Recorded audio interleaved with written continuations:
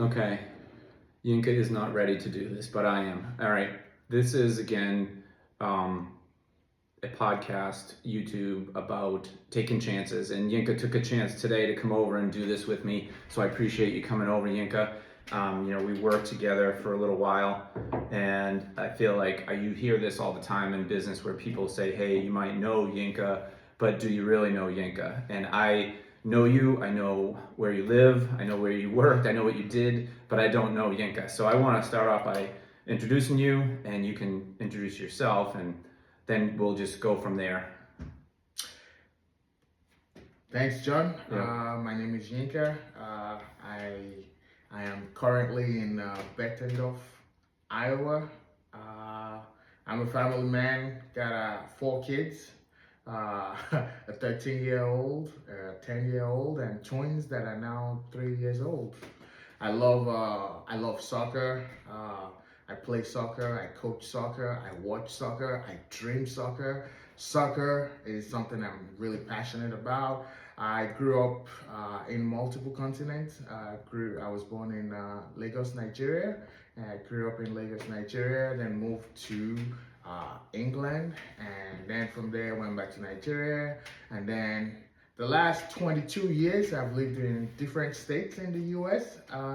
Lived in Kansas, and lived in Iowa, lived in Georgia. So that's a little bit about me. I feel like you missed an opportunity to say football is life. That's So the soccer seems to be the common theme. Now, I knew that where you were from, but I didn't know you lived in England for a while.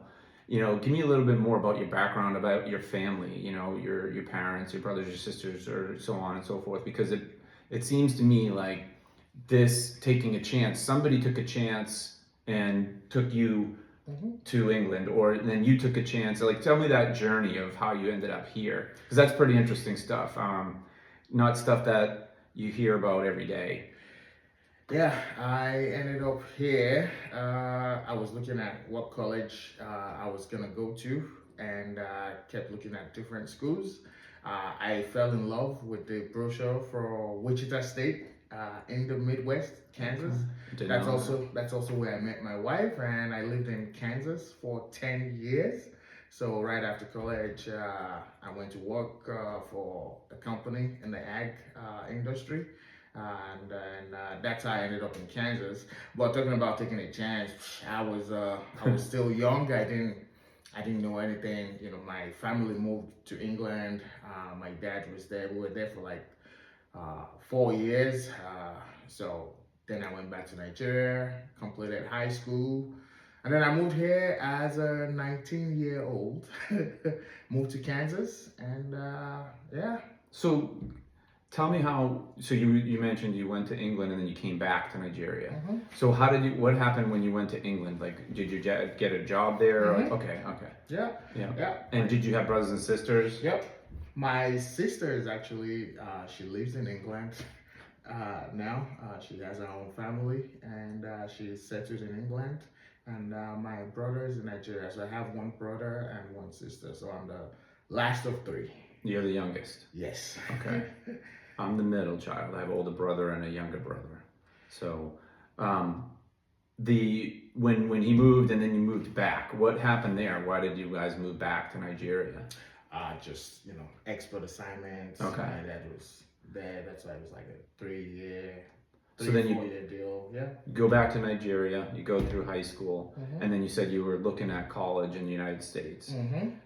That's pretty ballsy to think about going from there to coming to the United States. I mean, how did you go through that and like say, okay, I don't know what the normal progression is in Nigeria for kids, but you were playing soccer probably. Mm-hmm. And then what made you think about coming to the United States? So my dad actually went to school. He went to Oklahoma State. Okay. So he went there as an engineer. I've always loved computers.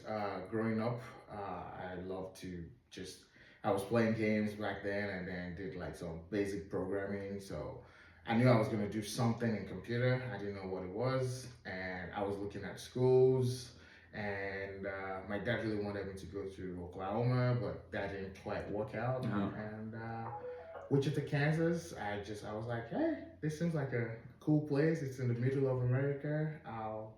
I try it out and got admission there, and yeah, I loved it there. So that's the story. That's the story. There's way Computer more to the science. story. It seems like there's a lot more to the story, but There's a lot. so tell me about your soccer journey. Like, did they, in where you grew up, and then when you went to England and you were little, did you play soccer there too, or is that where did you pick up the soccer? I picked up soccer from as early as I can remember. Just playing the ball. My mom actually did not want me to play soccer, Huh. and I would get in trouble all the time when I played soccer. She would say, "No, I told you, don't be doing that. Go do your homework." Even when I got caught up with that, she'd be like, what's the next thing you need to do in school? Check your syllabus, do all that. I got in a lot of trouble because she didn't think that was the right thing to do. But now she's, all sharing the grandkids soccer games. She goes to all their soccer games. I guess she didn't know better then. But no, I loved to play. I still play. Now I play in the 40 plus league whenever I get a chance here. But yeah, I love everything around soccer. Okay. Okay. Yeah. So, growing up, my dad was an engineer. I saw what he did. I knew I wanted to do something, but I wasn't like a mechanical engineer or electrical engineer. I fell in love with a computer, Q Basic, GW Basic. First computer I had was a 286, and just messing with the directory, looking at, CD games, see the Prince of Persia, see what games were out there, playing the games, and then trying to see how the games were built. That was my introduction to Q Basic, just basic programming like Eve, for, else. So I was like, oh, I gotta do this. And so I didn't know what I was gonna do with it, but that was about when I, fell in love with computers, and also with my dad, he's engineer, and I was like, okay, yeah, I think that's he was someone I looked up to, and I wanted to do something in that space. What about your mom? So my mom is a nurse. She's a retired nurse now. She wanted at least one of our kids to go on the medical side. But growing up, I mean, even up till now, I don't like blood. I cannot stand blood. You should see whenever they want to donate blood, I do this and I look away. Okay. So I can't. That was not me. But yeah, she failed with that because none of us went in the medical field. So she was a nurse. Your dad was an engineer. Who did he work? Who did he work for? Who did my dad work Yeah. for? So my dad worked for the biggest telecommunications company in Nigeria. It was Nitel. That was what. Oh, yeah. That was Okay. that was what it was called. And yeah, it was really good.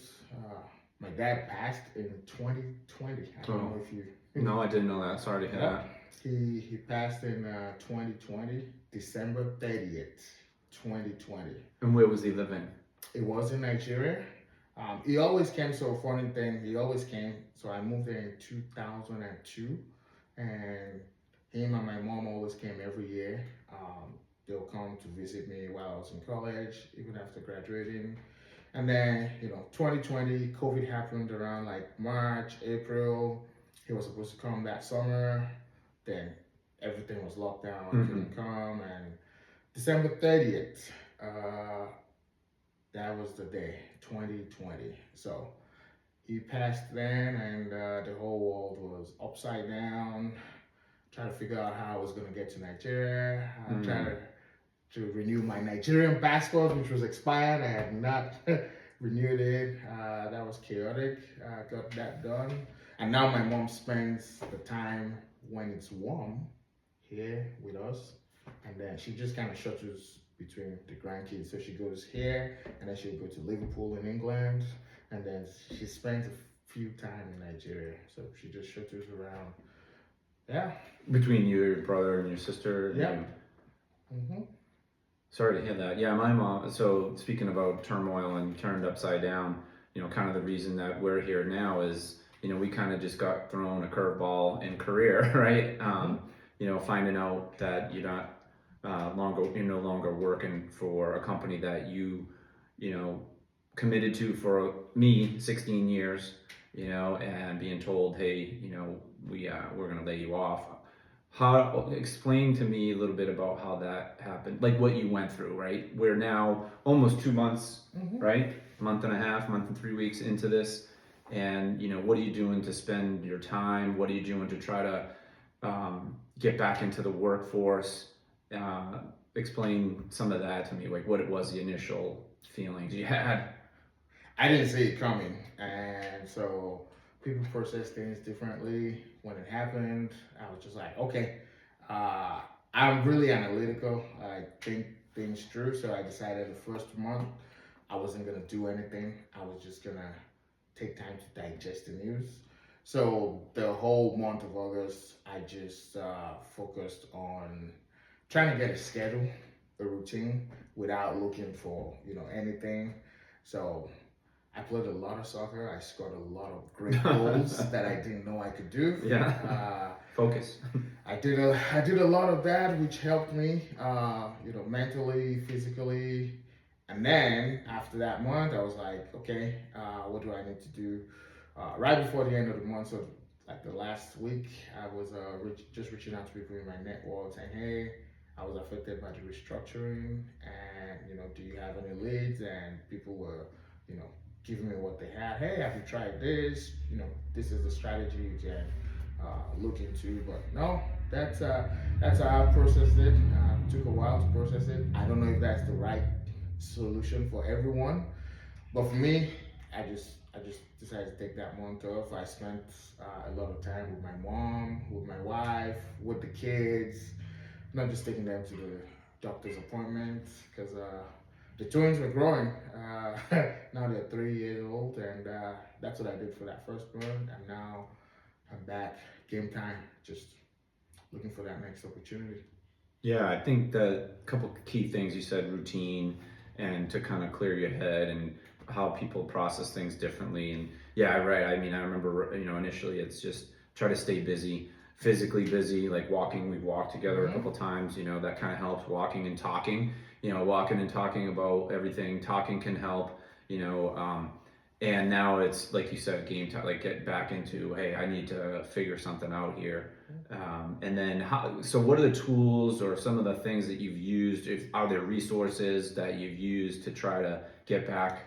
And then, double question. I remember at one point, when I first started in the workforce, it used to be the saying it wasn't what you knew, or it was who you know that got Mm-hmm. you an opportunity. And I think that we've kind of come full circle of at Deer anyway. It was do great things, perform, and then you'll get an opportunity. But I feel like in the last 5 years, the world has shifted back to it's basically comes down to almost 100% of networking and who you know. So maybe that's an area where, maybe you can talk about your personal experience, but I feel like I neglected that in the last 5 years as far as stressing the importance of networking and knowing people or getting to know people, and then as opposed to focused on doing a good job. I know so many young people are, trying to do a good job, make a name for themselves. So there is a balance, and I would tell my team, hey, look, you got to still network, and it should be a big piece of your job. So maybe you can talk a little bit about your mind frame of performance versus networking and what networking and performance has done to this point. For me, I think network is key. And not just networking within your work, like outside of your work also, because Yeah. there's life outside of that. Mm-hmm. So what I did, month of September, which is not over, I reached out to a couple of people that I knew, and the cliche what they say, like your network is your net worth. Network. That is key. So just reaching out to them, they've given me a lot of leads, a lot of opportunities. Some I look at it and I'm like, okay, maybe this is not quite for me, not a great match. But just doing that, it's been really helpful. Some of them have recommended me for some roles where they work at, and some of them have given me some insights that I I didn't, it was not even something that would have crossed my mind. So I would say keep networking, being open. That's good. Obviously, first step is you got to do a good job Yeah, with I whatever agree. role you're in. Right. So let me ask you this part about the networking. You know, there are people that are in your inner circle, your friends, your close friends and family and network and all that. And then did you find that some of the people that along your path have said, hey, if you need anything, just let me know? And how many of those are actually people that did help you versus the ones that, you ask for help when you finally see? For me, I'll just back up and say, look, I like to try to help people, and I like to help develop people and coach people and all that. And so I think I did a pretty good job of that throughout my career. And then when it comes time to like when I need some help, how many people actually did help? There are people that will say, hey, if you need anything, let me know. And then next thing you know, you call to cash in on that, and they're nowhere to be found. Did you find any of that happen? Not as Good. much. So what I did was I actually, I said I'm analytical. I looked at my career and I picked out. I already have my go-to list of, hey, if I needed a recommendation, these are my go-to people. So I tested that out. People that would say, hey, reach out anytime. I picked out 10 people Mm-hmm. and to say, hey, what do you know that I'm good at, and will you recommend me? And a good amount of them, 8 out of 10, responded back, and they wrote some things, some recommendation, and one person asked for the question and said, do you want this to be generic or just for like a specific job? And I said, no, I'm just looking for something generic so that I can be in the right frame of mind because I'm going to be going through interviews now. I want to look at those things and say, oh, okay, this is what I'm good at, or this is what my strengths are. And so one person I haven't heard from. So Yeah. I would say that's not bad. Eight Yeah. people came out with some good recommendations. One person said, hey, tell me more. Okay, and he said, I'm gonna work on it. And so that's good.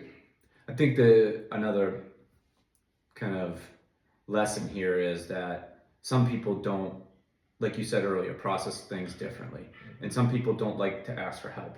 Right? It definitely, for me, it's like it sometimes can be a struggle to ask for help, but um, you know, take a chance and do it, right? That's the thing. Are you calling or are you emailing or are you networking and trying to connect with these people? You are like, okay, I'm going to start doing that. It took initiative to do that versus that whole month of processing it and then going into this next phase.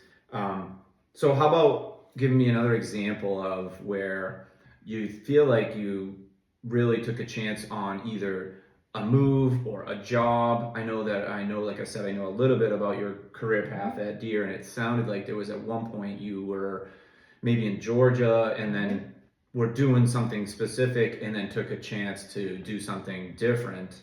Maybe there's some story there you could share, and what made you do that? we were going through a reorg then. It was a big reorg with the company, and my next role was. So what role were you doing?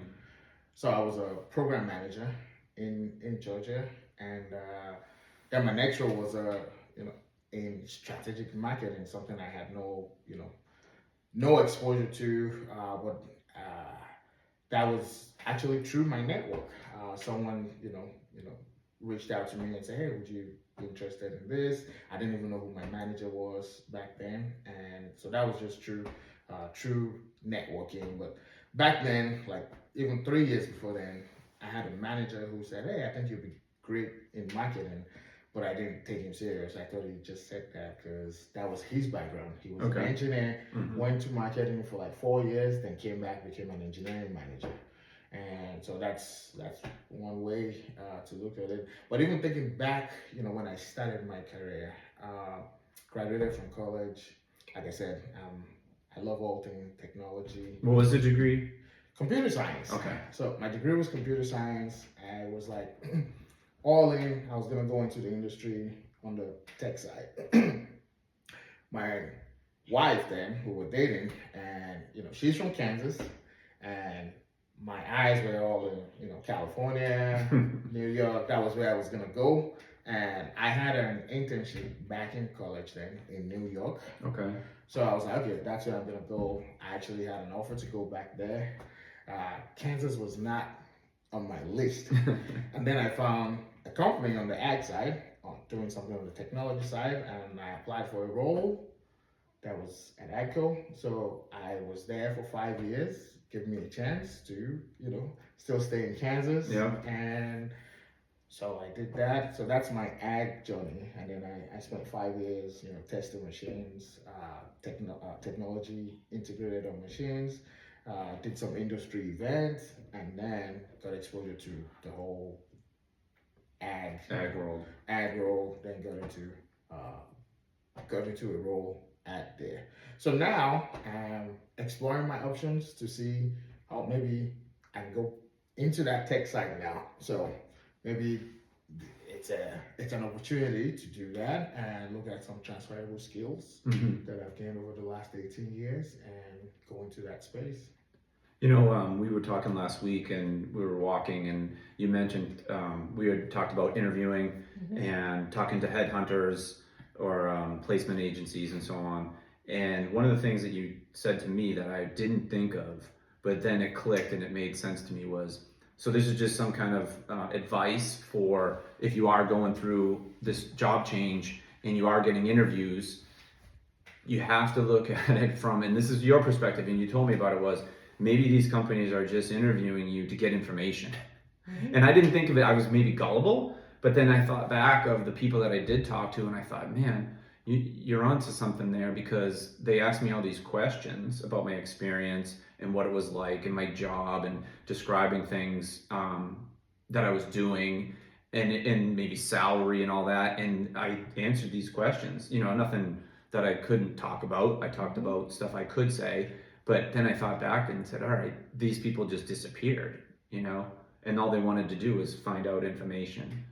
And I think I don't know if you experienced it that way or why, but that was a pretty good tip for me, because recently the people I do end up talking to now, I'm very cautious of that. I want to know, is this serious, or is this just an information gathering assignment for them? So thanks for sharing that with me, because you were right. I thought about it and I thought, man, you're probably right. So something else I picked up on, so with me now saying, hey, I want to see the technology side of things, is some companies just want to pick up information. They're not really, interested. They just want to see what the skills you have. And so I asked questions too, like, hey, when you ask me about the technology, and then I ask you, how do you use that on this team?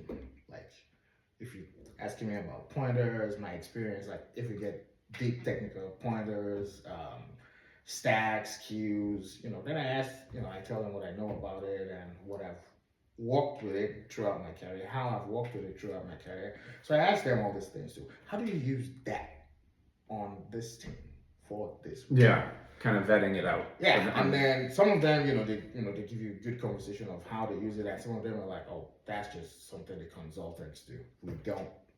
So then I'm like, then why are you asking me all this? Yeah, right. Another angle on this, and I've experienced it because I've been working for a long time. I've had multiple function careers where I was in finance, and then I was in like the equipment direct selling, and then in parts, totally different. And when you're trying to say, like you mentioned, trying to go back to IT, like, or computer or something, and how long ago was that? Say 5 years or so, right? Now, as a prospect or an employer that's looking at that, how do you bridge that conversation and say, okay, I was doing this job for the last 5 years, but I want to go back to doing this. And I've definitely experienced that where, if you look at my resume, the last 7 years was spent in parts, and prior to that, like if I was going to go back and sell equipment or be a manager or a sales manager of selling equipment, the conversation becomes, okay, well, or if you're the employer saying, well, you haven't done that in so long. Like, how do you bring those conversations into, like, I'm going to try to go back into IT, even though that was 5 years ago. Like, if I tried to go back into finance, which I thought about doing, that was 15 years ago. That one to me would be a tougher or an uphill conversation with the the employer to say, hey, John, you haven't done that in 15 years. The business is completely different now. Things have changed, skills are changed, you know. So just talk maybe a little bit about if that is the route you're going, how are you having that conversation? So what I do is I look at relatable skills that I've had in all my roles, and I'm also a constant learner. I like to learn a lot. So there are things, you know, not with my job that I just do on the side, just to pick up things, learn things. If it's technology, you know, I'm out there. So I look at that, and then I'm like, oh, while I haven't done this maybe the last 4 or 5 years, here's some other projects that I've done, which is very relatable to this. So I just look at relatable skills in all the roles that I've had and how I stay current with it. And I explain that. So that's been good. Yeah. And also, some employers are not looking for just, hey, do you have a paper that says you can do this? They look at, can you actually do this? Application skills. Yeah, that I think that is a huge thing. You know, recent conversations I've had are, you know, I used to say this all the time where I felt like anyone that worked at any company could do any job, right? If you learned it or you had some people skills. I feel like I've been listening to so many different podcasts and so many different YouTubes, and they talked about interpersonal relationships is basically the key to everything, is how you can get along with people. Someone asked me the other day about what about, you know, what's your leadership style? And there's so many quotes out there about, you know, a leader, a title doesn't mean you're a leader, okay? And it sounds kind of like cliche, but in reality, there are so many people out there that have a title of a leader, but don't lead anything. And they actually make it worse for the people they manage. So I guess circling and all that around is, okay, you know, you talked about bringing up relative skills. And I think people, interpersonal relationship skills, building relationship skills is really important. And I used to hear from customers all the time that the dealer salespeople or the salespeople, you know, they might know about the machines, but they don't know how to talk to a person, you know. And I think being genuine and trying to just be who you are and not someone different or try to put on this like act that you're something else. That's another thing I've been hearing lately on anything I listen to is just be yourself, you know. And if the people that you're working for don't want you as yourself, then maybe it's not the right place to be, right? I think you and I've had that conversation. All money and good money. Yeah.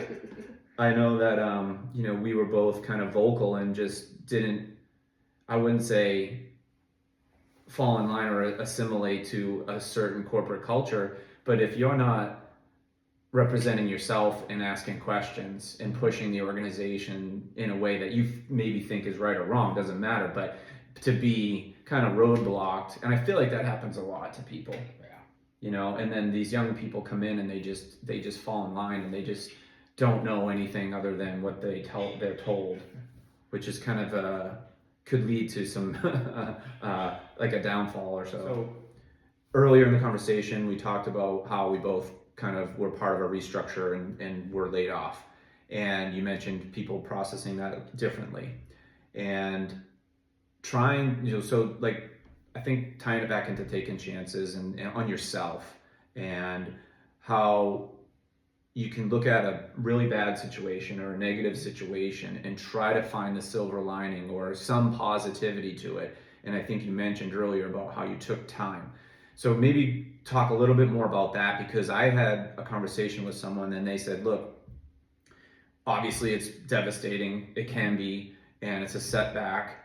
I've had previous setbacks where I've come back from those and maybe I bounced back quicker than what I probably should have and got into a situation where it wasn't the right fit, I'll say. But taking a negative or a bad situation and trying to turn it into a positive, the advice this person gave me was take that time, right? You know, we didn't get left with no compensation here, so we have a little bit of time. So maybe just talk a little bit about that, about, you know, a negative into a positive. So if I think back to the last time I had a break, that was 22 years ago. Yeah, wow. Trying to go to college. So I was supposed to start in the summer of 2002, and I had to delay to the fall. So Mm-hmm. I had the whole summer off. Just And where were you at? I was in Nigeria. In Nigeria with the summer. Okay. Yeah, I was in Nigeria. My parents were actually here. They were here on vacation, like late spring, and I was in Nigeria. I got my visa. I was ready, to start in the summer, but ran into some difficulties, and then we had to delay my admission to the fall. And I had that whole summer, so I knew, okay, yeah, I was gonna come to the US. I was gonna start on my degree, get everything done, but there were some difficulties, so then I had, the opportunity then to take the summer off, and you know, had that chance, reconnected with a lot of my friends. I was like, hey, I'm gonna be, moving, different continents, different Yeah. country. I don't Yeah. know when I'll be back, and I built some lifelong friendships then, and made sure I stayed in touch. And since then, so that was 2002. Started in the fall, then got my degree done in a little bit less than 4 years. Started working, switch jobs, switch companies, didn't really have a break. And now I'm like, wait a minute, I do have a break now. Mm-hmm. What's the most important thing for me to do? And since my dad passed away in 2020, when my mom is there, I realized most of the time we spend together is either I'm taking her to the doctor's office or she's going shopping. And I'm like, there's no guarantees in life, so why not spend that much time? So I'm spending as much time as I can with her. We play games. We play games together. Not just something we're doing with my kids. It's something I do with her. We play, we play games. We play cat games. We play board games. We go on walks whenever she's able to, and listen to some stories. So Yeah. that's been some good bonding time for me. That's awesome. Yeah. I think similar in terms of getting into the working environment and working when you graduate and then just running 100 miles an hour for 25 maybe 30 years. And I think it was last year was the first time in I can't even remember I had taken 2 weeks in a row off. Wow. So we went on a cruise. We went to Disney World and went on a cruise, and that was the first time in forever that I had 2 straight weeks off from work because I never felt like I could take it off. And for me, this experience has been kind of bittersweet, but also I'm looking at it like, is there a silver lining? I think that the setbacks I've had and then the chances I took have all led to something better. And they're probably lessons that you could learn early, and maybe you do and maybe you don't, and maybe there's opportunity to take what we're saying and say, all right, you know what, this work-life balance thing that people talk about nowadays is actually real. And when I started at Deere, I don't think there was a work-life balance. I don't think there was. I moved from Boston, and I was working like a lot of days and hours rather, and then on the road a lot.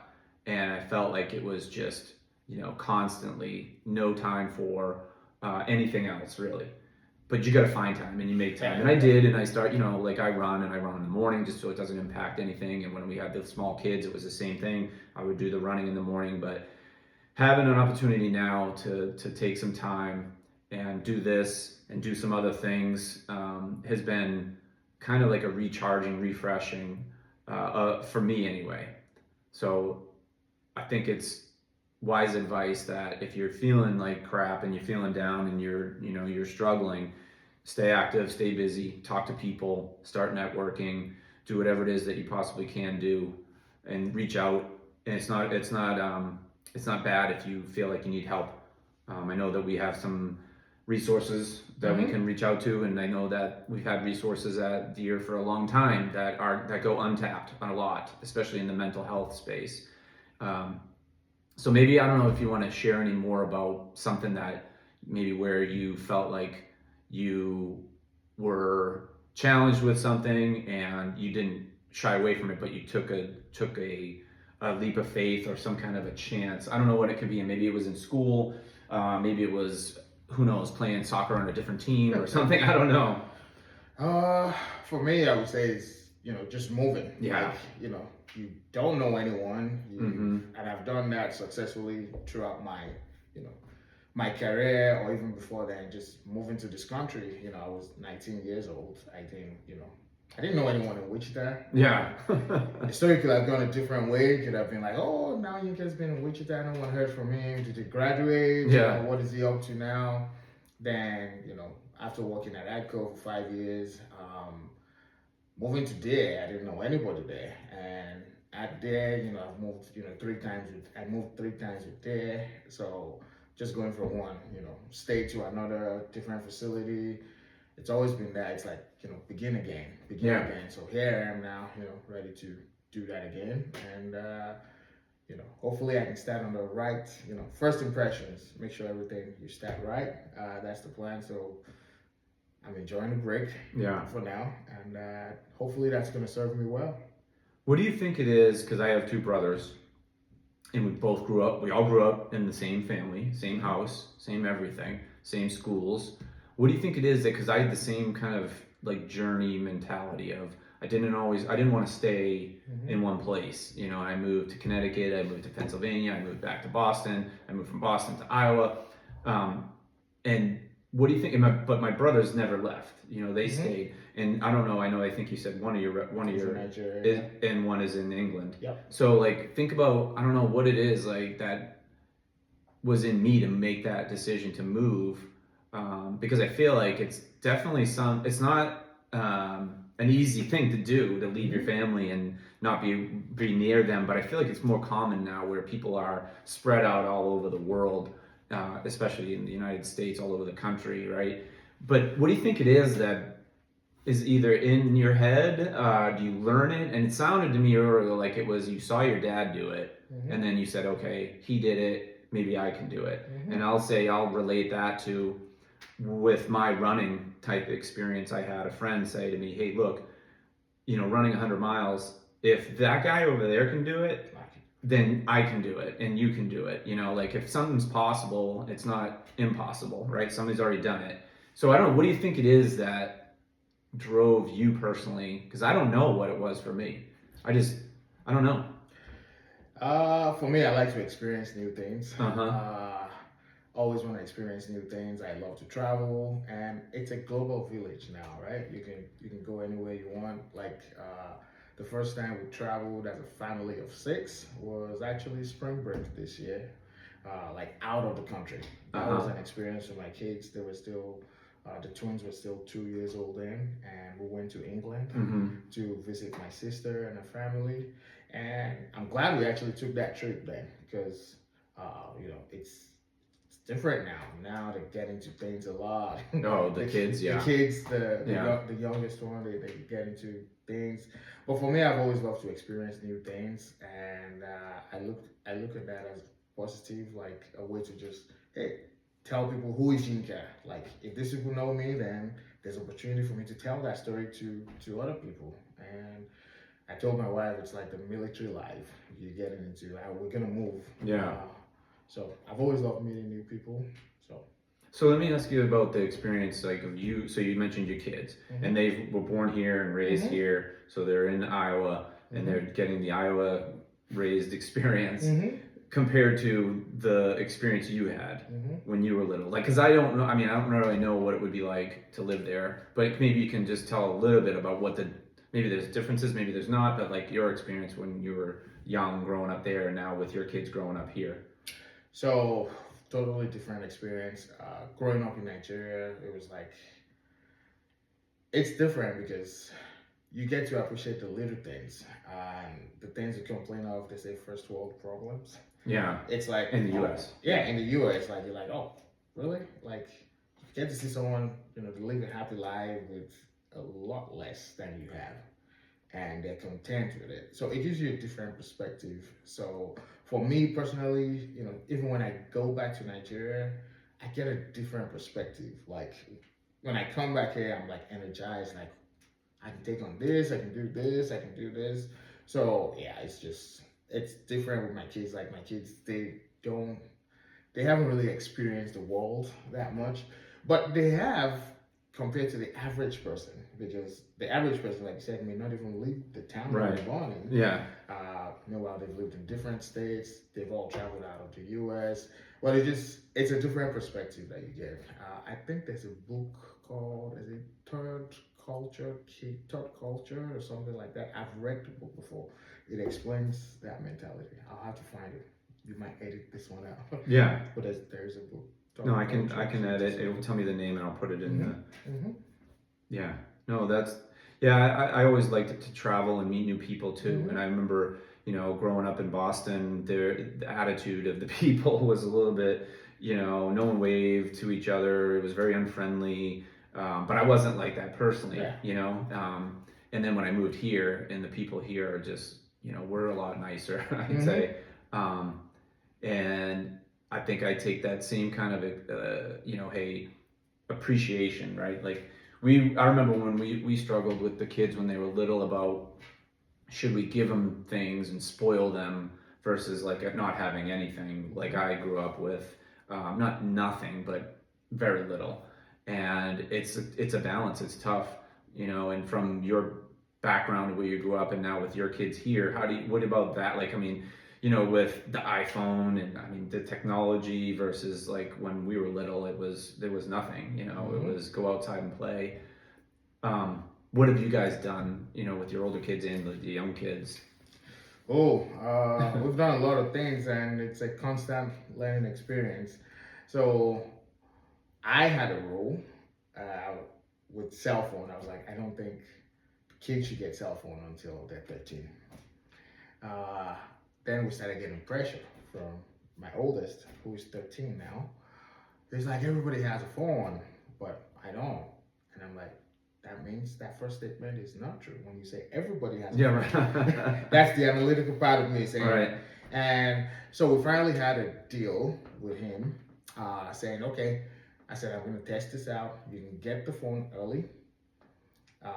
So he got the phone in December, so he was almost 13 because he turned 13 in April this year. Okay.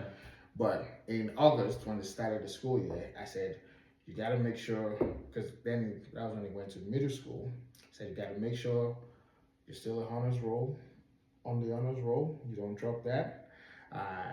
He was playing sports. He was playing basketball, but they didn't have basketball. So he wanted to, try out new things. He got into football. And I said, okay, I don't know a lot about football.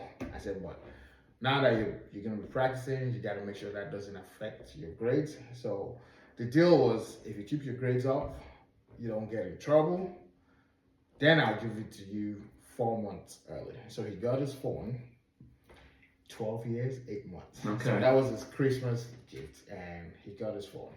And then I learned quickly, like, before then we had like all these apps, to monitor it, and then we learned quickly, like, oh boy, kids can get around that easily. And that's why I said it's a constant learning. Like, okay, should he have his phone now? Should he not have his phone? You have to find the right balance between having the latest technology, because the kid is still going to be a kid. Yeah. And so I'm constantly learning with that. So do you feel like now that he broke that, getting the phone, what about the younger ones? The younger ones, that will be... we'll see. So the next one, he's 10 right now. He hasn't really asked for a phone. I don't think he should have a phone at 10. I'm going to still go with the same mindset of when you're 13, then you can get a phone. Because if you look at all the social media sites, you have to be at least 13 before you can get on Facebook. Oh, yeah. That's the official rule. I didn't know that. Yeah, you gotta be 13. How do you prove it? Well, they'll ask you when you're registering your birth year, if it's less than 13, it's gonna tell you can't register like Facebook. Yeah, I know. But people put fake. That's what I'm saying. Yeah, like how do they? Like I know some sites now require like a driver's license or something. I just heard something the other day that you have to take a picture of your license and send it in. But yeah, that's interesting. I think my kids are a lot older now, 21 and 17, and I remember the iPod was a big deal. 2000, my daughter was born in 2003, and it came out in I think 2004.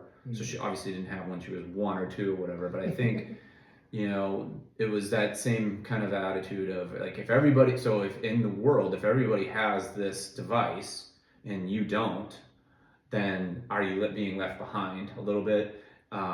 So I remember it was a challenge and a struggle, but I don't remember the age. I think it was middle school when Trinity got a phone.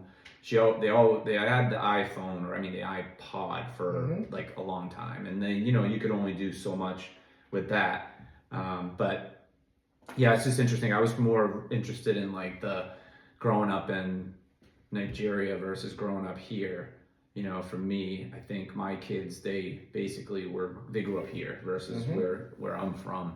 And I have nieces and nephews, and I think it's like a similar experience, but coming from another country would be a little bit, maybe a bigger gap of what your experience was than what theirs is today. So even my experience then, growing up in Nigeria, is different from the kids that are growing up in Nigeria now. Today, yeah. Because everyone has a phone. Yeah. Like, I was talking to my niece, and she has a phone. Even my brother was like, oh, Yinka, I don't know if you can do 13. 13 is, you're too, like, strict with that. And because they all have iPhones, they all have, all these nice phones. And Yeah.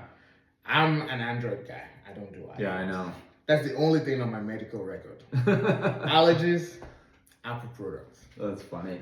So your brother has kids? He's got 3 girls. 3 girls. Oh, wow. Okay. My brother's got 3 girls. My sister's got 2 girls.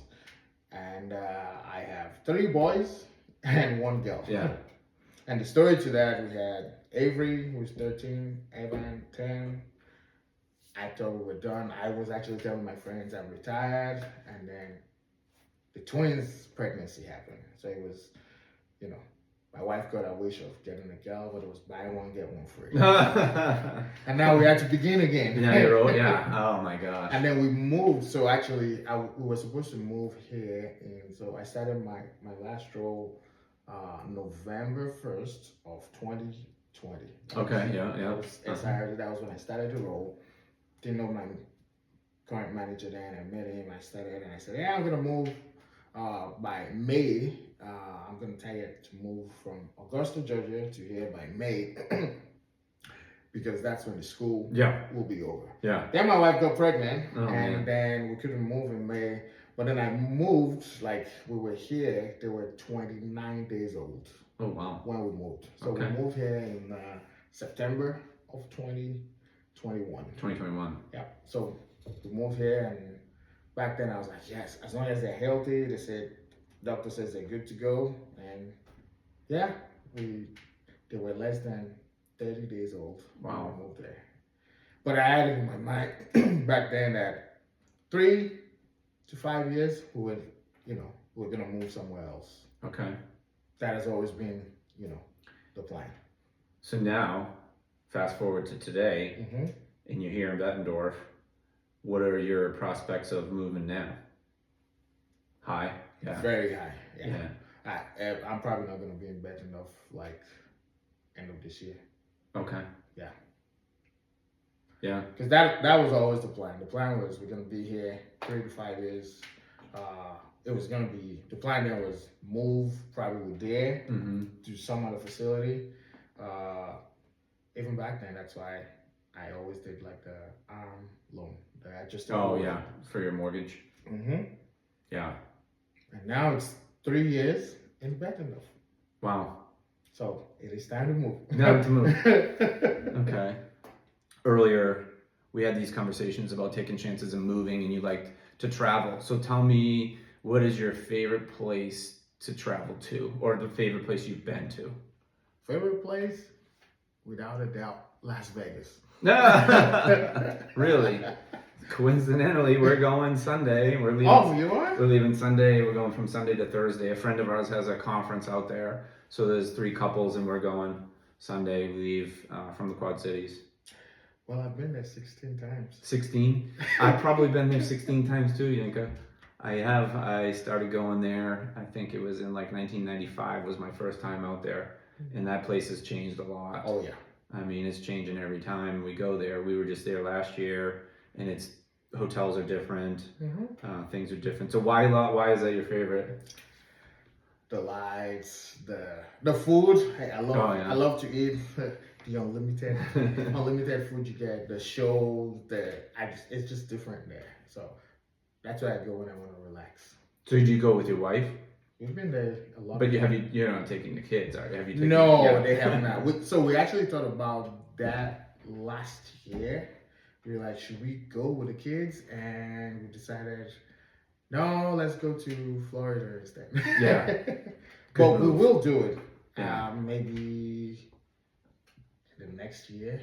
There was a period in the maybe early 2000s where they tried to make it kid friendly. You know, MGM put in like an amusement park and they tried to make it kid friendly, and I don't think it. It's a different vibe. Yeah, I don't think it caught on. Mm-mm. So do you gamble? I don't. You don't gamble? I don't. You use my money to gamble. Yeah. I'll gamble your money. No. Yeah. I don't gamble with my money. I go there. I walk a lot when I go. I walk the strip. Yeah. I eat a lot. You know, limited buffet. All the reviews. What's your favorite hotel? My favorite hotel. Oh, I don't know. I enjoy it all. They all have different things. Yeah. That I like about them. So the Wynn Encore is really good, but what I don't like about it is if you want to be in the thick of things. Yeah, it's a little bit out there. A little bit out there. Mhm. Now that I'm older, I'm enjoying that more. But if you want to be in the middle, like smack center, then maybe what is it called now? They've changed the name so many times. Link. Oh, the Link. The Link, Bellagio, Yeah. right there, Caesar's Palace. Mm-hmm. That's where you want to be. But then the action is too much there. Like it gets crowded. So right now at my stage of life, Wynn Encore is my. But back then it was like smack center. So because now we're going Sunday, do you have a recommendation for the food? Like where's your favorite place to eat there? So the Paris. Oh yeah. They have this nice buffet.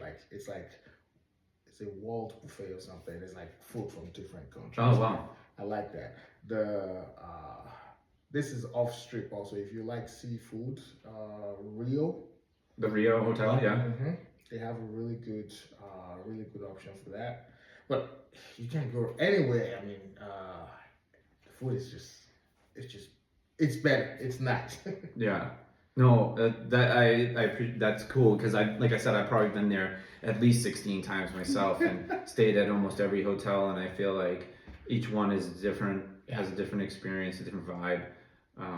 Stayed at all of them pretty much, and now I don't know if you knew this, but the Mirage is now the Hard Rock. I did not know that. Yeah, and the Hard Rock became the Virgin Hotel. The Hard Rock was off strip. Yes. So that original Hard Rock, that was like the round hotel with, it was turned into a Virgin. Yeah, Virgin Hotels. And now the Mirage is going to be the Hard Rock. The Hard Rock was the first hotel I stayed when I went to. Okay. I went for a conference for work. Okay. And it was at the Hard Rock. So I stayed there and I was like, oh, I kind of like this. Yeah.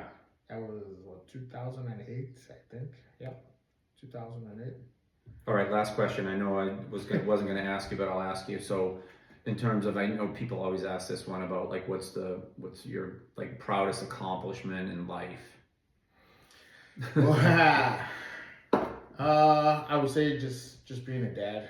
That's the best job there is. Just knowing that I'm there for my kids. I can watch them grow. I can help them when I can. Now the teenager doesn't like to listen to me, but I still do my best to help. I'll say that's the proudest moment because that changed my mentality when I became a dad. And professionally, it's just, I would say, helping people wherever I was, whatever company I was at, just helping people. Like, hey, seeing a guy on the first day and that person doesn't even work in my organization, and just say, hey, let me know if you need any help. Like, it could be even an intern saying, hey, I'm trying to prepare for my final presentation, and I say, oh, you need to look sharp.